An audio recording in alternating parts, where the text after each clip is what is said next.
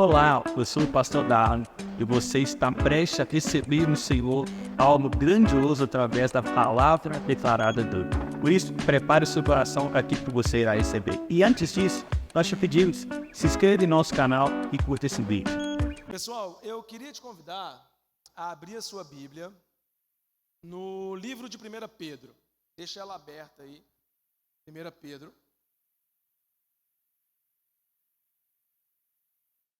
Nós estamos já há algum tempo em uma série de mensagens com o título de Peregrinos. Amém? Pastor Darlan. Amém? Glória a Deus. Tá beleza?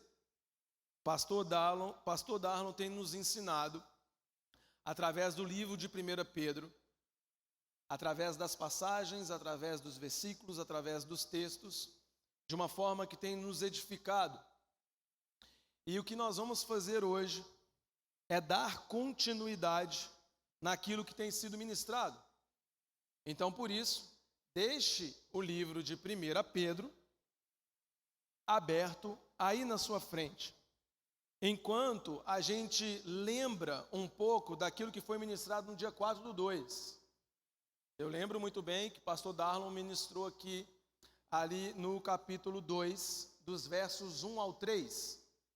E é muito interessante, muito mesmo, profundo todo o conteúdo dessa carta. E naquela oportunidade, o texto nos orientava: livrem-se da maldade, do engano, da hipocrisia, da inveja e de toda a maledicência. E pega essa fala: desejam como criança o leite espiritual, para que por meio dele cresça. Quem aqui quer crescer em Deus? Mais ou menos 1/5 da galera. Glória a Deus, amém. Quem quer crescer na caminhada, essa palavra está muito relacionada a quem quer crescer em Deus. Na caminhada com Deus, em aprofundar, em conhecer, em se relacionar. Porque a palavra está dizendo para que você cresça. Agora que provaram que o Senhor é bom. Uma outra pergunta: quem aqui acha que o Senhor é bom? Glória a Deus, aumentou. Glória a Deus, estamos crescendo, estamos avançando. Então, por que eu quero trazer esse pensamento para nós e instigar através dessas perguntas? Para a gente identificar e entender que essa mensagem ela é direta para nós. Então, o texto de 1 Pedro, a carta e a palavra, ela é para quem quer crescer. E ela é para aqueles que também querem estar na salvação de Cristo Jesus. Quem quer ser salvo aqui, diga amém. Uou, glória a Deus, a igreja do Senhor. Amém. Então, quem quer crescer, quem sabe que o Senhor é bom, e quem quer e deseja e não abre mão da salvação. Essa palavra é para nós. O apóstolo Pedro, ele está direcionando dos textos 1 ao 3, como foi ministrado no dia 2 para nós. Amém? No dia 4, me desculpa, e eu quero reforçar com evidências da carta de Pedro. Evidências que essa carta, ela é de hoje para nós. Por isso que cada mensagem, por isso que cada adoração, por isso que cada devocional é uma oportunidade de transformação. A gente não pode deixar com que nada tire a nossa oportunidade e a nossa atenção disso. Não podemos. Nós não podemos perder a oportunidade de sair daqui, cara, nada, nenhuma vírgula. Foi trazido, foi mudado, foi ministrado. Quando eu comecei a estudar, eu sempre vou, pastor Darlan me convidou, eu sempre vou entender um pouco daquela carta. Primeira coisa, quem é que escreveu essa carta? O título já diz, Pedro. Primeiro, quem? Segundo, quando? Pedro escreve essa carta aproximadamente 63, 64 anos após a morte de Cristo. para a gente começar a identificar quem, quando e por quê. Mas antes do porquê, para quem? Para quem? Evidências de que é para nós. O texto vai dizer em 1 Pedro 1:1, quando ele começa a carta falando assim: aos cristãos peregrinos e dispersos. Eu escrevo aos cristãos peregrinos, ou seja, aqueles que estão de passagem, eu e você, amém? Porque nós não abrimos mão da salvação, é lá que nós queremos, é onde vamos morar, é por onde caminhamos, é aonde vamos adorar, é aonde vamos blindar, chegar e exaltar ao Senhor. Então somos peregrinos e depois dispersos, espalhados. Geograficamente, naquela época, ele dizia mais ou menos 5 regiões diferentes. Mas hoje, nós cristãos estamos espalhados na Nova Aliança, na Assembleia, na Presbiteriana, em Fabriciana, em Patinga, no mundo inteiro. Então essa palavra, ela é atual, ela é real, ela é viva. E ela é para nós. Essas evidências é de que essa palavra é para nós. E por que ele escreveu essa carta? Cara, por que Pedro escreveu essa carta? Lá diz que é para que os cristãos pudessem suportar as provações e os sofrimentos daquela época. Provações e sofrimentos. O povo de Deus naquela época passava por perseguições e as coisas iam piorar. Passava por provações e Pedro veio com orientação. Então pega o seguinte: leite puro do Evangelho é o que a gente vai falar hoje do começo ao fim. Puro, básico. E é aquele que nos traz a força para suportar provações e sofrimentos. Segundo, porque fortalecer e encorajar os crentes na prova da sua fé. Era para encorajar eles e fortalecer, porque a fé deles seria provada. E aí eu quero provocar essa noite nós em várias perguntas. Mas uma delas é: a minha e a sua fé, ela é provocada diariamente? Você é provocado a exercer a sua fé? Sim ou não? Amém? E por último, para prepará-los para uma ardente prova futura. Então, a oportunidade do conteúdo dessa carta é para nos preparar, para nos proteger, para quando nós enfrentarmos o que a gente enfrenta no nosso dia a dia. A palavra do Senhor, ela é viva e eficaz nesse sentido. Ela é transformadora nesse sentido. Aqui é a oportunidade, nós recebemos, nós estamos aqui todos com o mesmo propósito, todos com o mesmo sentimento, mas fora daqui, as provações e os sofrimentos, é Ele quem coloca a nós à prova, a nossa fé, a nossa caminhada. E é isso que a gente está aprendendo aqui hoje. É para isso que a palavra de Deus nos prepara, para sermos robustos, para sermos fortes, para termos conhecimento e sabedoria para enfrentar. É por isso que estamos aqui. É o que nós vamos receber hoje da parte de Deus. Então, você que está em 1 Pedro, eu queria te convidar a comigo acompanhar a partir do capítulo 2. Nós vamos passar em 1 Pedro, capítulo 2, dos versículos 4 ao 8. Só que nós vamos ler do 4 ao 8 de forma intervalada. Então a gente vai pegando as passagens, na hora que chegar no 8 acabou, nós passamos por esse ensinamento e oramos e encerramos, amém? Glória a Deus. Então nós vamos levantar aqui 4 ou 5 pontos muito importantes, Flávio, muito importantes, do 4 ao 8, que nos ensina nessa noite. Primeiro, vamos lá. 1 Pedro 2, 4. A minha versão diz assim: à medida que se aproximam dele, a pedra viva, Nós estamos falando de Jesus Cristo.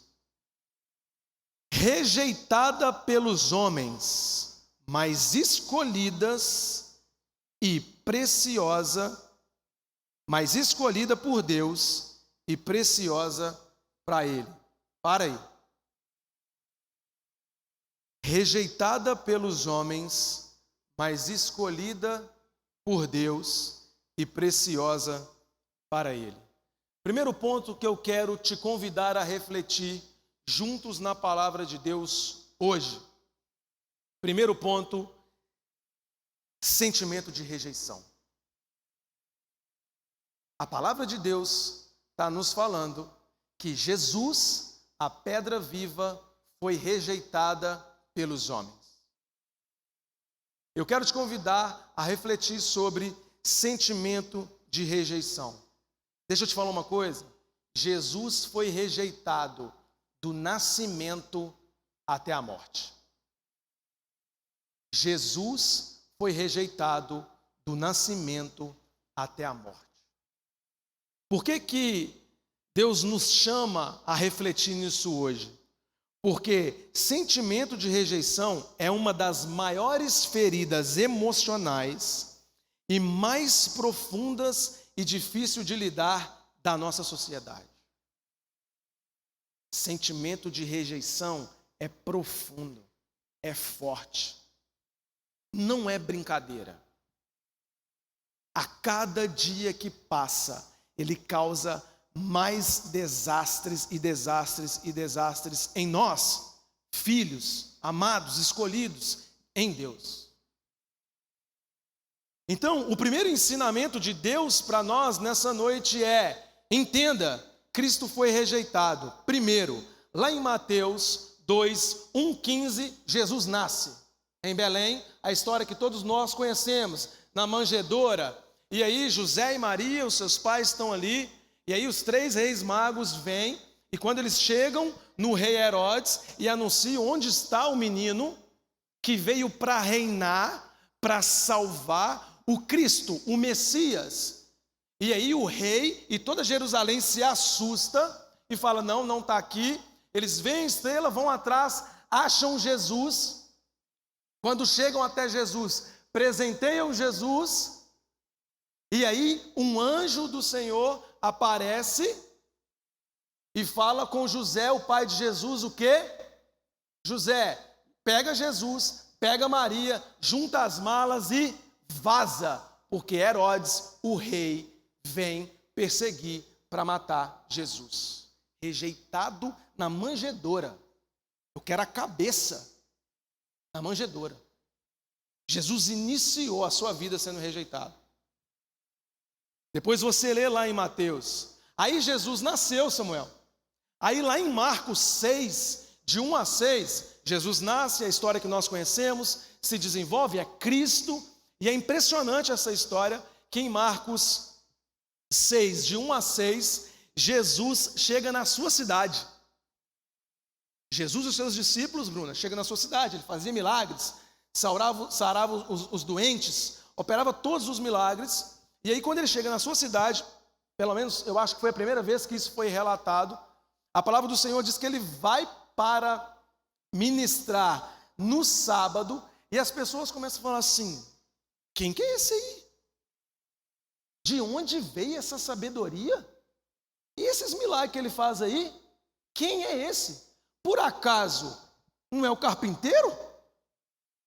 Carpinteirozinho que a gente conhece aqui? Filho da Maria, os irmãos dele, está tudo aqui correndo na rua. Quem é? E aí a palavra vai dizer, Serginho, que Jesus vira e fala assim: cara, só em sua própria terra um profeta não tem honra. Só em meio aos seus familiares, vizinhos e amigos, um profeta não pode fazer grandes coisas a não ser colocar a mão e orar. Porque grande é a incredulidade deles. Rejeitado. Quem é você, Jesus? Familiares, vizinhos, sua cidade, sua terra. Sentimento de rejeição. Por que eu estou falando isso aqui? Porque Jesus, é para a gente poder engolir esse sentimento, se às vezes eu tenho ou não, ou se eu já senti. Não.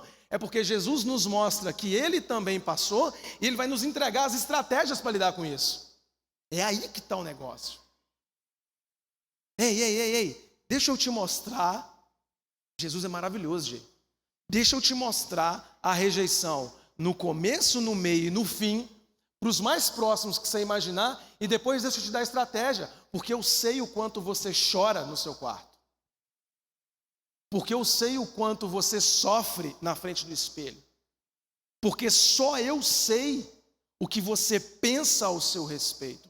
Só eu sei os traumas que você carrega na infância, na adolescência. Aquilo que só você e Jesus sabe, o que causa, o que causou e o que há em você.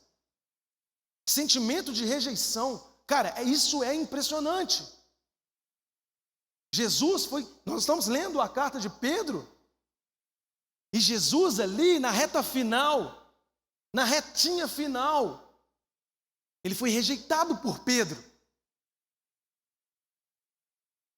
Ele foi rejeitado por Pedro, amigo, íntimo, fiel, próximo. Teve com ele do começo ao fim. Sentimento de rejeição. E cara, quando nos rejeita ou nos machuca nego de longe, tá tudo bem. Agora, é de perto que dói, que fere, que marca, que não cura, que não cicatriza, que não para de sangrar. E Jesus nessa noite vem nos ensinando, ei, no começo, no meio e no fim. Eu sei que esse sentimento de rejeição não é algo fácil e simples, como o coach e os influenciadores e aqueles que falam da boca para fora acham que é. Então, Jesus hoje vem nos mostrando o sentimento de rejeição, que a rejeição ela acontece. Se Jesus passou, a notícia para mim e para você, cara, ela não é boa. Nós vamos passar, ou nós já passamos, ou nós carregamos. Então, para isso, diante da palavra dele, nós venhamos aprender as estratégias para curar disso, ou para nos blindar dessa situação. O que Jesus fez diante das rejeições? Porque esse texto diz, para você que cola nele, aí depois vai falar, só que abre um parênteses. Vem uma crase e fala, ele foi rejeitado pelos homens. Então, eu quero dividir, se Jesus foi rejeitado do princípio ao fim, eu e você corremos um grande risco. E essa rejeição, quando eu fui estudar, eu vi umas 9, 10 ou mais situações de rejeição de Cristo. Eu trouxe só 3, que é de gente muito próxima. Sentimento de rejeição do pai, da mãe, no ventre. Eu vivi um conflito nessa tarde. Deus trouxe aos meus olhos. Acaso sabe esse sentimento de rejeição que você carrega? Que você luta contra ele, que você acha que não é, que você fala que não é? Isso tira, isso te atrasa, isso te enfraquece. Deixa eu te falar uma coisa. Quando a pessoa fez isso com você, ela não tinha a revelação, ela não sabia o que estava fazendo. O sentimento de desespero dela era a saída dela. Não entra no mérito do porquê, entra no mérito que você está vivo, entra no mérito que hoje você tem vida em abundância, você tem saúde, você tem família, você tem esposa, você tem filha. Entra no mérito que você está aqui, e você estando aqui é mais do que vencedor em Cristo Jesus. Entra nesse mérito. Entra nesse mérito. E Jesus nos ensina, nos dá 3 estratégias para que nós possamos aprender a lidar com esse sentimento de rejeição, se ele existe em nós, ou se um dia ele vier a nos conflitar. Rejeição no casamento, palavra torpe do marido, de ignorância, de ferida, de agressividade, de excesso de autoridade. Palavra torpe da esposa, que te enfraquece, que te diminui, que não te honra, Isso marca, isso fere e a gente guarda. Palavras daqueles que estão à frente no trabalho, rejeição dos líderes, na própria igreja. Talvez na sua infância, na sua adolescência, alguma hora que você quis se dedicar, que você quis se entregar, alguém com coração pervertido, com coração enganoso, quebrou em você a esperança, quebrou em você o amor. Isso machuca. Sentimento de rejeição. É impressionante o quanto a gente está exposto nisso. A Sara tem 4 anos e é natural do ser humano. Eu fico vendo, uma das coisas que mais fere ele nas brincadeiras é quando um chega e 2 ou 3 não deixa a outra brincar. É rejeição. É no começo, a gente é rejeitado com 2 anos. O que mais faz eles chorar? Pode cair, pode bater cabeça, pode virar, pode dobrar todo. Agora, rejeita ele. Chora. Vem chorar, vem reclamar, vem pedir ajuda. Então a gente está exposto a esse tipo de sentimento de rejeição do começo ao fim, assim como Jesus. Mas hoje a palavra de Deus nos fortalece para que a gente aprenda a lidar com isso. Primeira coisa, quando Jesus foi rejeitado ao nascer, um anjo do Senhor chegou a José e o que ele fez? Ouviu a voz de Deus. Minha irmã, meu irmão, deixa eu te fazer um convite. Sabe aquela voz que te feriu? Sabe aquela voz que te fere? Sabe aquela voz que te diminui? Sabe aquela voz que te acusa? Sabe aquela voz que, conscientemente ou não, ela destrói o seu coração? Deixa eu te fazer um convite. Não é para ignorar, não é para conflitar, não é para querer mostrar. Ouve a voz daquele que tem todas as coisas e sabe tudo sobre a sua verdadeira identidade. Jesus falou assim: José, pega Jesus e vai.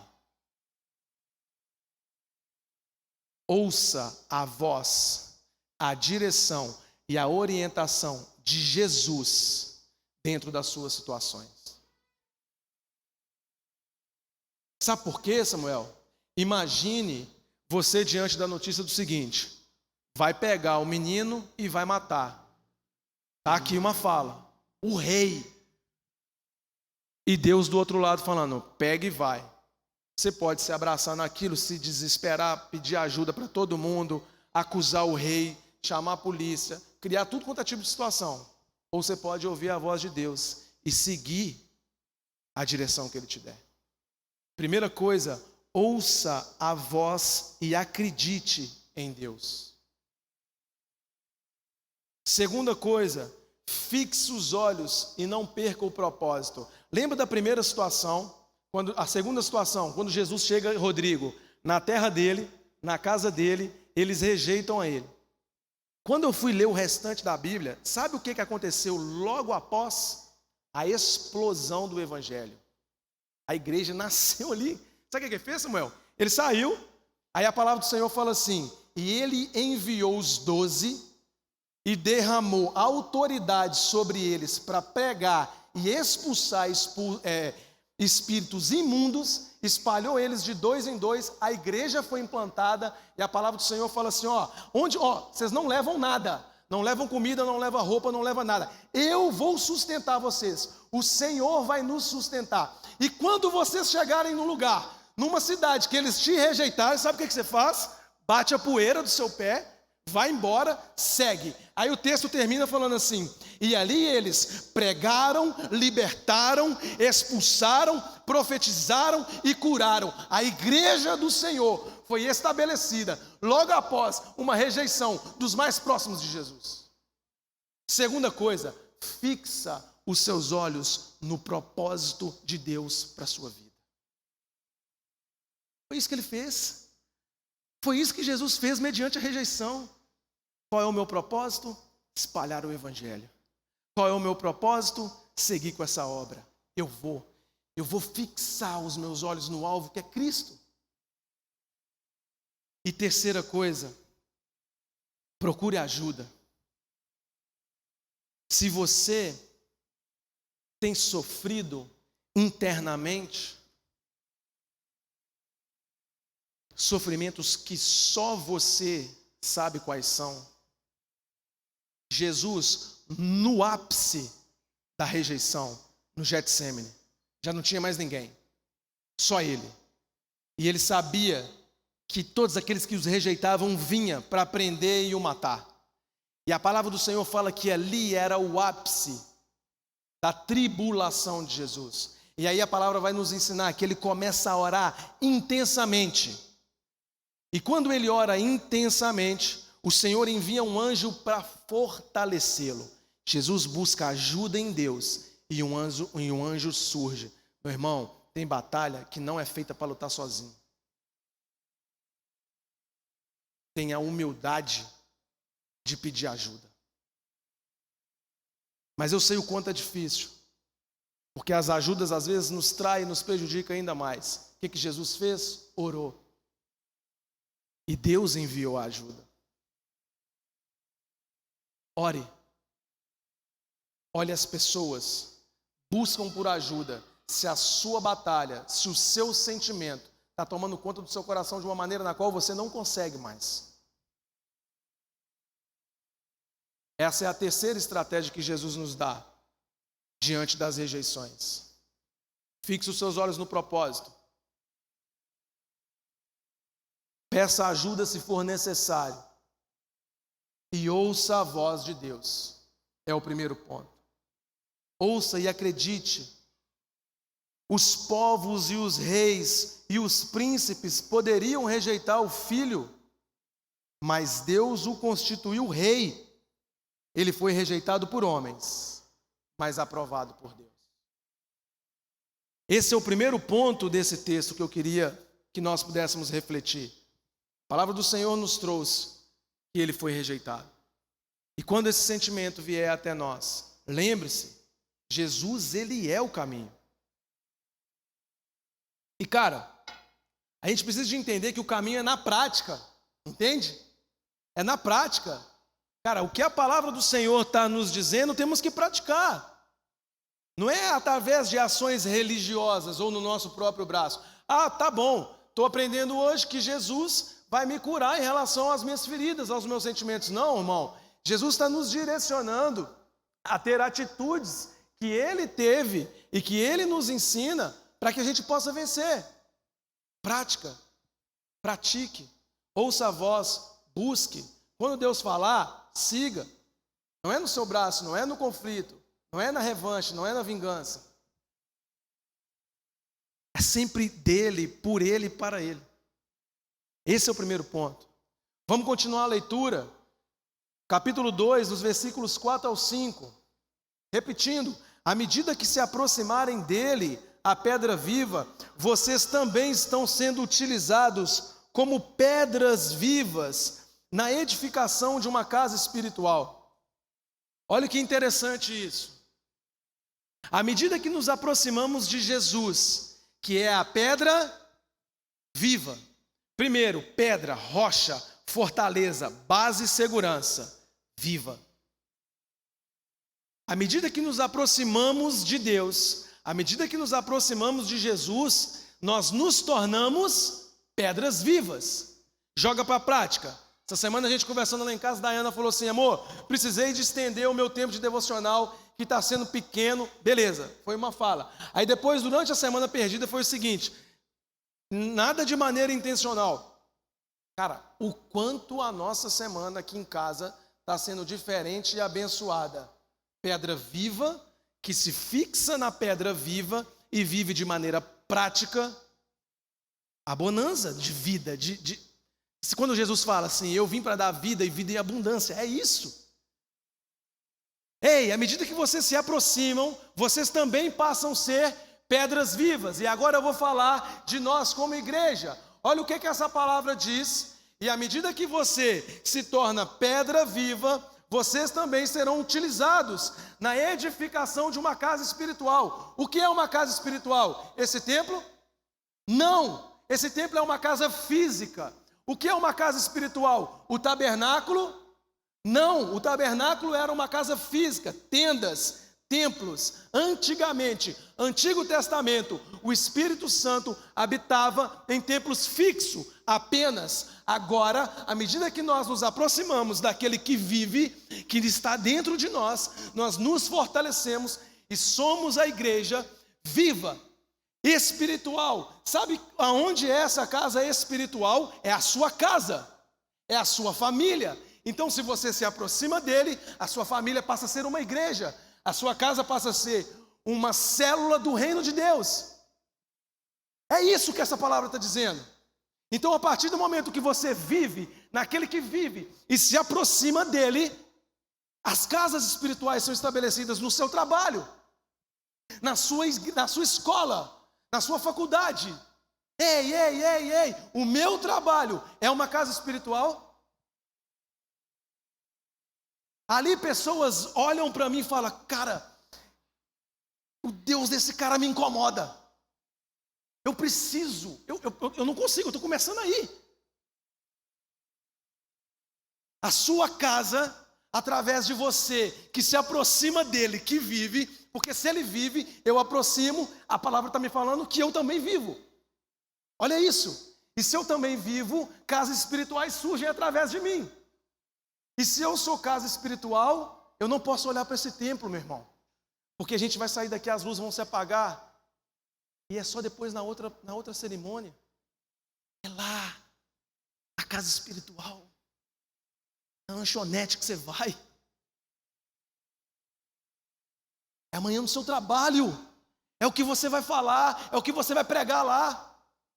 Cara, essa pregação aqui, ela está longe de ter uma responsabilidade maior das pregações de dentro da minha casa. A minha ovelhinha ali, ó. É casa espiritual. O trabalho, os estudos. Eu tenho pregado o quê? Eu tenho edificado essa casa? Eu tenho abençoado essa casa? Meu Deus, olha o que essa palavra está dizendo. Ele vive. E se você se aproxima, você vive. E se você se aproxima, você também é útil. E se você é útil, você forma uma casa. A sua família, seu lazer. Cara, eu saí dessa palavra. Hoje fiz fazer um intervalo, eu fui na padaria. Aí eu falei: Jesus, você vai ter que me direcionar. Que eu comecei a olhar para a mulher e ela estava contando umas moedas. Aí, olha para você ver, essa palavra ela tem que incomodar a gente de uma forma que a gente, cara, eu tenho que buscar a Deus para saber o que eu tenho que fazer. E eu estava tão atribulado assim, de forma a revelar dessa palavra. Aí eu comecei a me incomodar com aquela mulher contando moeda. Eu falei assim: será que essa mulher não está tendo dinheiro para ela comer? E Deus me tirou para fazer um intervalo para chegar aqui, para eu abençoar ela? A vontade que eu tinha de pegar, mas será que se eu pegar eu vou ofender ela? Você entende? E eu comecei a ficar atribulado com aquele negócio, atribulado. Eu fiquei olhando de longe, eu falei: meu Deus do céu, eu quero ser vivo, e eu ser vivo, eu quero fazer diferença na lanchonete. E no final das contas, eu não paguei. Mas eu falei: caraca. Era uma água que ela tinha tomado e ela estava contando, mas nós precisamos de ter o sentimento de uma palavra que nos provoque a saber se eu sou um agente dessa casa espiritual, eu sou um ministro dessa casa espiritual. Não estamos falando da mesa, não estamos falando da mídia, não estamos falando dos instrumentos, nem do microfone. Casa física, não. Nos aproximamos da pedra viva, porque assim nos tornaremos pedra viva. É isso daqui para fora. É isso que transforma, é isso que faz sentido na caminhada com Cristo. Se você pegar a origem do Evangelho, que Ele morreu, se ofertou por nós, e através do Espírito Ele vive em nós, o véu foi rasgado, é aí dentro de você, é aí na transformação, na conversão diária. O que Jesus fez comigo nessa tarde, diante dessa palavra, me colocou de joelhos. Falei: Senhor, mas eu achei que era só para eu preparar aqui, igual a gente vinha raciocinando no começo da semana. Deus mudou totalmente. Era aqui, irmão, vai para o chão. Porque às vezes você acha que você está vivo. Você está igual uma chaminha assim, ó. que se eu não chegar a incendiar a sua vida, você vai apagar. Pedra viva. A pedra viva não é no domingo à noite. A pedra viva não é nesse templo físico. Porque se amanhã a gente sair daqui, isso aqui vira uma oficina. E aí? Aí eu vou em outro templo? Não. Terceiro ponto, são 5 para a gente encerrar. O primeiro é as estratégias para trabalhar contra o sentimento de inferioridade, de rejeição. O segundo, eu me aproximo dele como pedra viva e eu sou um agente de uma casa espiritual. O terceiro, 1 Pedro 2,5, para serem sacerdócio santo, oferecendo sacrifícios espirituais aceitáveis a Deus. Olha isso. Se agora, Kel, eu entendo que é uma casa espiritual, a palavra de Deus está falando em sacrifícios, sacerdócio santo, oferecendo sacrifício espiritual. Então o que a gente entendeu? Antigamente era tabernáculo, tenda e templo. E quais eram os sacrifícios antigamente? Vamos lembrar do Antigo Testamento? Boi, bezerro, cordeiro, pomba, sangue, incenso. Esses eram os sacrifícios, beleza? Velho Testamento. E agora Pedro está falando com a gente que se a gente aproxima da pedra viva e a gente é habitante de casa espiritual e promotor dessas casas, nós também somos sacerdócio santo. E como é que eu ofereço o sacrifício? Não é um sacrifício qualquer, é aceitável a Deus. O sermão anterior, leite, básico, simples. A gente quer complicar demais. Às vezes a gente acha que é uma cerimônia especial, que é uma oferta especial, que é um jejum de chocar a sociedade em horas.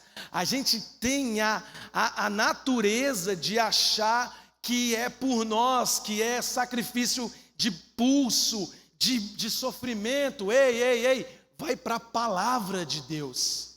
Então, quando eu vou para a palavra de Deus e eu entendo que eu preciso de fazer sacrifícios que agradam a Deus, o que eu tenho que fazer? Eu tenho que buscar quais são esses sacrifícios. E quais são? Acácio, quais são esses sacrifícios? Se você abrir, não precisa de abrir que eu vou ler, mas se você quiser gravar, olha o que a própria Bíblia, que está nos dizendo desse sacrifício, nos fala em Hebreus 13, 15 e 16. Escute, assim por meio de Jesus, oferecemos um sacrifício constante de louvor a Deus, os frutos dos lábios que proclamam o seu nome. É o quê? Sacrifício de louvor constante. E nós vivemos aqui, cara, sobrenatural, maravilhoso, impulsiona, empurra. Nós vamos sair daqui comentando. Que maravilha que Deus fez. Mas a palavra está me falando que esse sacrifício de louvor... Alguém teve sacrifício de cantar aqui hoje? Alguém teve sacrifício de cantar? É fácil? Estamos no mesmo propósito, com músicos abençoados por Deus, talentosos, com instrumentos, tudo numa mesma canção. Não é sacrifício, mas esse louvor é constante. É amanhã, é de manhã, é de tarde, é de noite, é na batalha, é no perrengue, é na necessidade, é na provação. Sacrifício de louvor. Louve, louve, louve. Fecha a porta do seu quarto. Louve, louve, chora. Esse é um sacrifício que agrada a Deus. É o que a palavra está dizendo em Hebreus. Segundo, e não se esqueça de fazer o bem e repartir o que você tem com os necessitados, pois esses são os sacrifícios que agradam a Deus. Hebreus 13, 15 e 16. Não, a Bíblia é Bíblia do começo ao fim, porque elimina a chance de eu ficar falando o que eu acho aqui. Porque quando eu falei assim, olha, casa espiritual, nos lares, no trabalho, no espaço, e está falando de sacerdócio e sacrifício que agrada a Deus, Hebreus me responde, Bruna. Louva, louva, louva o tempo inteiro. Louva o tempo inteiro. Louva o tempo. O quanto Deus usou a Sara para ministrar. A Renata e o Denner foram jantando lá em casa ontem, do nada, ela cantou como Zaqueu na ponta da mesa, eu quero subir, e o tom foi subindo, e eu olhando aquele negócio assim, o mais alto que eu puder, e cantou a música do começo ao fim, e aí na mesma hora veio. Criança, irmão, que a gente acha às vezes que é a gente que ensina. Aí Deus fez assim, pum! Irmão, isso é louvor constante. Na mesa de jantar. Estou falando para a gente fazer isso? Não, é o coração. Né? Foi experiência minha com Deus, que Deus usou, fixado nessa mensagem. E outra, a palavra fala assim, e não se esqueça de fazer o bem e dividir o que você tem com quem necessita. Olha o detalhe da palavra. Não se esqueça. Se a palavra está falando não se esqueça, é porque talvez eu e você tenhamos uma facilidade de esquecer desse detalhe. Então nós entendemos que à medida que a gente se aproxima da pedra viva, nós nos tornamos pedra viva. E quando nós nos tornamos pedra viva, nós também somos usados para que casas espirituais sejam usadas. E nessas casas espirituais existem sacerdotes, que somos eu e você, que precisamos de fazer sacrifícios que agradam a Deus. A Bíblia nos ensina que os sacrifícios que agradam a Deus é louvá-lo, independente do dia e da circunstância, e dividir e ajudar o próximo.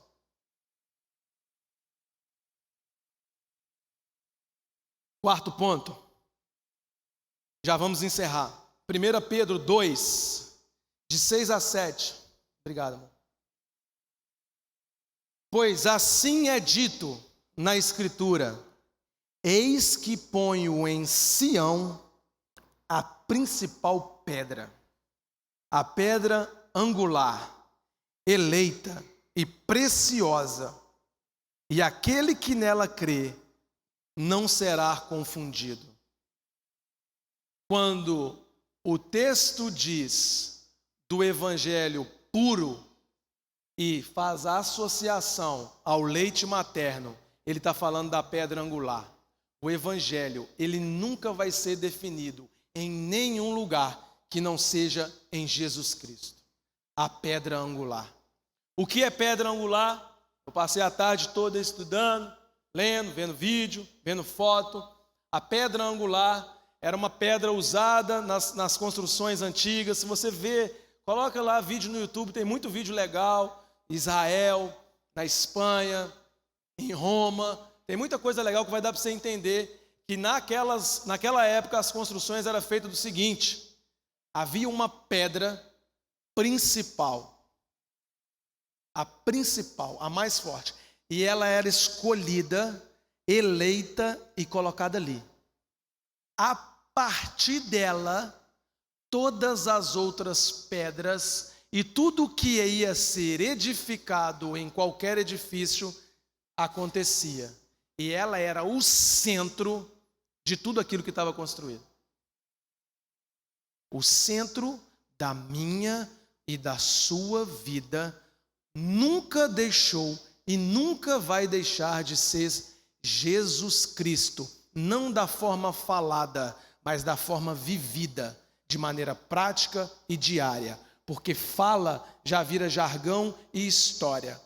Teoria nenhuma transforma nada. O que transforma é prática, vivência, erro, e faz de novo, e faz de novo, e faz de novo. Porém, por que a palavra do Senhor, lá em Isaías, profetizou que ele, a pedra angular, viria? E depois em Atos, o próprio Pedro fala assim, a nobreza, vocês, construtores, o rejeitaram, mas ele permaneceu, sendo a pedra angular. E agora na carta dele ele fala assim, ele foi negado pelos homens, e eu praticamente vi com os meus próprios olhos, porque eu fiz parte disso. Ele permanece sendo a pedra viva e angular. A pedra principal, fundamental, Eleito, quem é eleito é escolhido, é preferido por Deus e precioso, e pagou um alto preço por mim e por você naquela cruz. Sabe o que Deus traz para nós nessa noite? Eu ia falar um termo básico, o arroz com feijão do Evangelho. Mas eu aprendi um termo com o André na escola bíblica dominical. Deus vem fortalecer nessa noite para nós a água do Evangelho, ou seja, o mais básico do básico.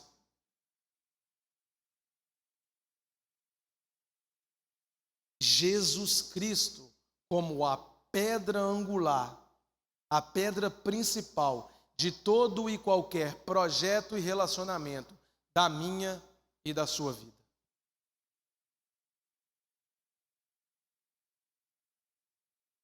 Pois assim é dito: eis que ponho em Sião a pedra angular, e aquele que nela crê não será confundido. Meus irmãos, a cada dia que passa, a cada tempo que passa, maior é a confusão que estão fazendo com o básico do Evangelho.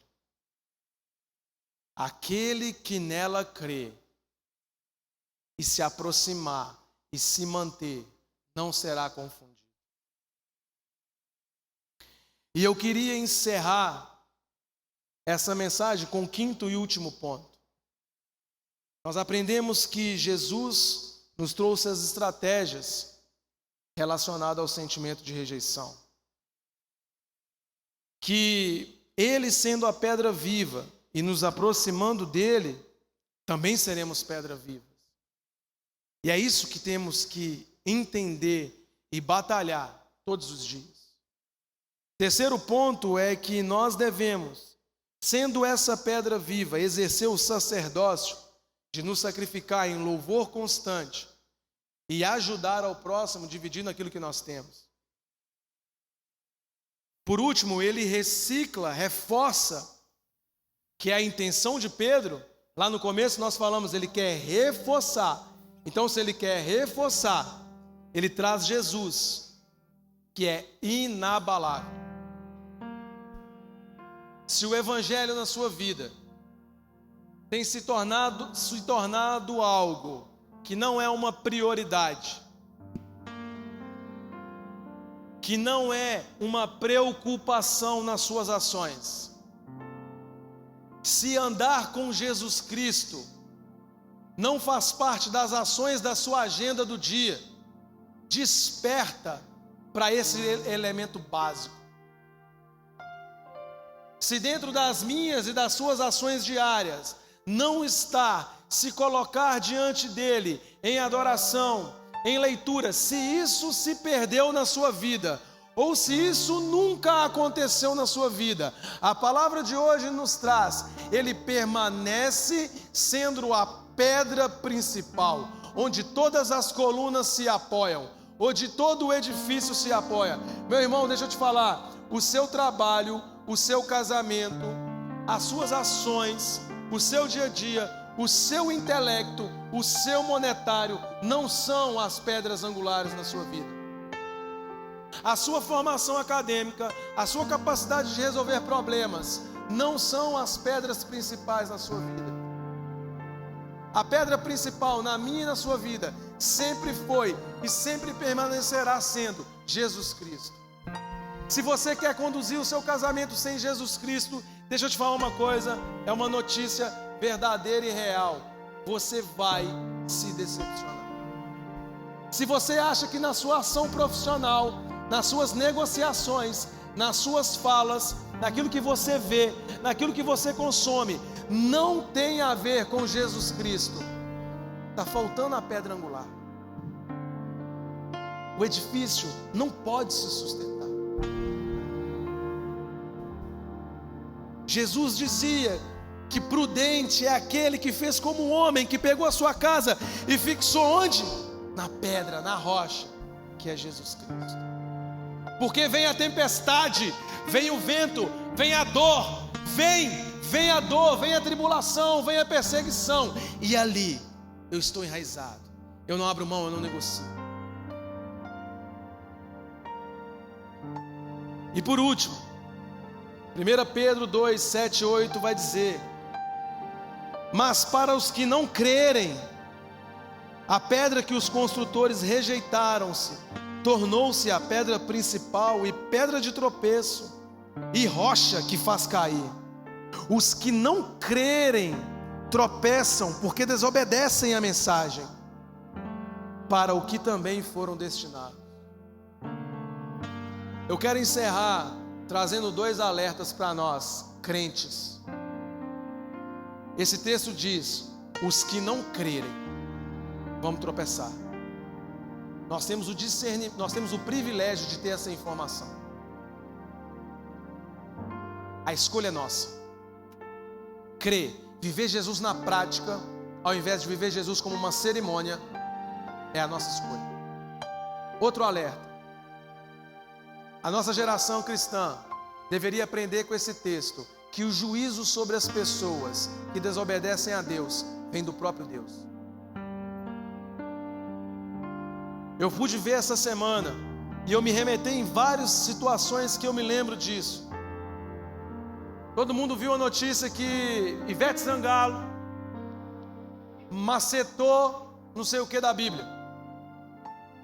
E aí levantou um movimento cristão sobre a acusação, sobre o juízo, sobre as ameaças. Vai queimar, vai cair, vai não sei o que. Aí sabe o que é que essa palavra aqui está nos dizendo? Aqueles que tropeçam na palavra, a pedra de tropeço, ela é Jesus Cristo. O que que isso nos faz? Volta para o lugar que te pertence. Porque quando você tropeçava, fui eu que apareci como pedra viva e transformei a sua vida. E se você começar a olhar para as pessoas ao seu redor que não seguem, que não servem e não têm o privilégio de aprender dele e passar a ser o juiz disso, nós perdemos a oportunidade de sermos pedra vivas para querer fazer o papel de Deus, sendo pedra de tropeço. Queria te convidar a se colocar de pé. Eu e você somos criados para sermos pedra viva nessa geração, na nossa casa, na nossa família, no nosso trabalho. E essas pedras vivas, elas se ligam na pedra angular. Amém? Um convite simples e claro. Simples e claro. Se você perdeu a ótica da pedra angular da sua vida, essa é a oportunidade de nós voltarmos os nossos olhos para Ele, que é inabalável. Inabalável. Nada abala Cristo. Ei, nada, nem ninguém abala Cristo. Nenhuma fala, nenhuma acusação, nenhuma brincadeira, nenhuma, nada. Não deixe com que nada tire o seu foco.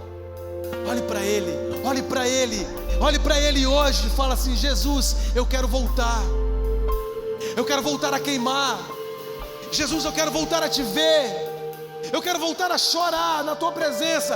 Eu quero a minha casa transformada. Eu quero a minha família restaurada. Eu quero que o meu trabalho me veja como uma pedra viva, eu gostando ou não.